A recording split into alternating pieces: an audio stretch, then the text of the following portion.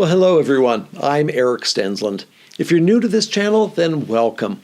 I've spent the last 21 years living at the edge of Rocky Mountain National Park and photographing it as my living. On this channel, I typically provide visitors with helpful information so they can make the most of their visit. I have videos about encountering wildlife, how to avoid the crowds, where to hike, as well as taking you along with me on some of my photo trips into the backcountry.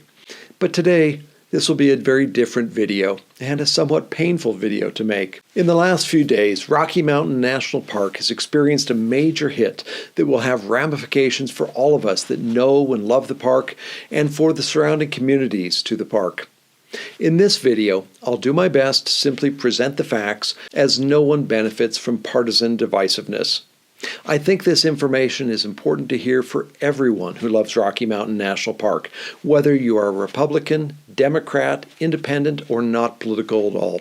We all need to band together to protect this place. For quite a few years now, Rocky has struggled with being significantly understaffed, making it difficult to operate a park that sees over 4 million visitors annually. From 2012 to 2019, Rocky experienced a 58% increase in visitation. But during that same time period, the park also experienced a 16% decrease in staffing. Since then, the staffing issues have remained very tenuous. Now, part of the reason for this ongoing staffing shortage is that the cost of living has skyrocketed around the park, while park staffing budgets have not kept up. Most rangers in their first years earn only slightly more than those working at fast food chains and cannot afford to live in a place like Estes Park that has a median home price of over $700,000. Congress has not addressed the need for funding to pay the rangers adequately, so this has contributed to a very small staff at Rocky and other parks where the cost of living is high. In fact, Rocky Mountain National Park receives about the same number of visitors as Yellowstone National Park, but Rocky has been surviving on about a third of the staff that Yellowstone has. Now, many people assume that the entrance fees from this increased visitation should generate enough income to cover staffing costs.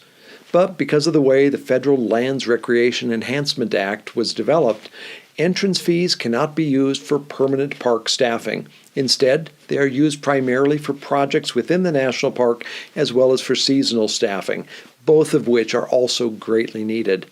This money has not gone to waste, especially with the increased number of visitors on the roads and using the resources. Additionally, a portion of those entrance funds is distributed to other national parks that for one reason or another are not able to charge an entrance fee. The real issue here is that Congress has not properly funded our national parks. Neither Republican nor Democrat Congresses have succeeded in addressing this issue.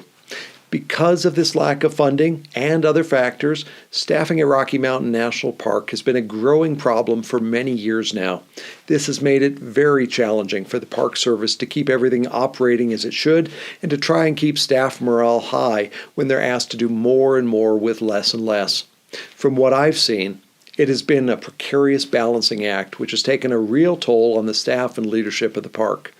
I've long been worried about how the park would continue to cope with these increasing demands. Then, just a few days ago, on Valentine's Day, a significant number of Rocky Mountain National Park employees were fired without warning. These are employees that are essential to the park's operations. Just yesterday morning, I spoke with one of these rangers who was fired. This person not only lost their job, but they're at risk of losing their home as well now. This person worked for the park search and rescue. They also worked as a paramedic in the park and also at the park entrance station, covering a wide variety of areas due to the understaffing. It would be difficult to classify them as non-essential. Now, I know others who were fired also served in essential roles in the park, and some of the stories and the impacts on them and their families are heartbreaking to hear. Now, getting a job at a national park like Rocky is not easy. It typically requires a degree in the natural sciences, years of unpaid volunteer work before eventually securing a paid position. And that's a paid position that doesn't offer very high wages. No one gets into this for the money. Those who pursue this path do so out of a passion for the natural world. They sacrifice a lot to take on these roles and are truly special people. The next time you're in Rocky, talk to a park ranger and hear their story. you'll be inspired. Now, cutting corruption is a very worthy goal, but I am concerned that this is being done without the research, precision, or thought as to the impacts. Consider this. Our national parks generated over $55.6 billion in economic output in 2023, sustaining over 400,000 jobs, primarily in rural communities across the country, such as here in Estes Park. Yet, in an effort to cut government spending, decision makers may be creating a situation where the economic damage far outweighs any savings. Firing staff who weren't that well paid and who are absolutely essential really makes no sense. If the government doesn't take action quickly, it is highly likely that Rocky Mountain National Park will experience even longer entrance lines, overflowing trash cans and restrooms, fewer rangers available to assist and educate visitors, and an increased risk of fatalities due to inadequate search and rescue staffing. In fact, you wouldn't believe how many search and rescue operations take place each week in the park. Now, these are just the start of the possible impacts that these cuts are going to have. Would you want to visit a park under these conditions? Probably not. Meaning, these staffing cuts may result in decreased visitation and reduced economic activity in the nearby communities. This will impact the lives of thousands of people, just even right here in Estes Park. So, regardless of your political persuasion, I encourage you to contact your representatives and encourage them to take another look at what they're doing to Rocky Mountain National Park, a place that we know and love.